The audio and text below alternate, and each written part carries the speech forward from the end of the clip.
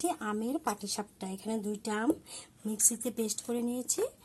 আর এখানে আছে অল্প পরিমাণ ময়দা, এই যে এই বাটির এতটুকু ময়দা আর এতটুকু সুজি, আর দেবো অল্প চালের গুঁড়া। আর দিলাম এই বাটির পরিমাণ অল্প চালের গুঁড়া, আর এটা হলো ময়দা, সব দিয়ে দিলাম। আর মিষ্টিটা তোমরা বুঝে দিবে কতটুকু মিষ্টি খাও।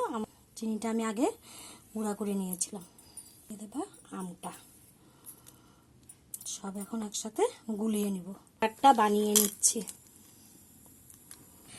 ব্যাটারটা আমার হয়ে গেছে, এখন পিঠাগুলো বানিয়ে নেব। পুরটা দিয়েছি, এখন উল্টাবো। এটা এই ক্ষীরের আমার পাটিসাপটা দেখো কি সুন্দর হয়ে গেছে। এরকম করে সবগুলো বানিয়ে নেব।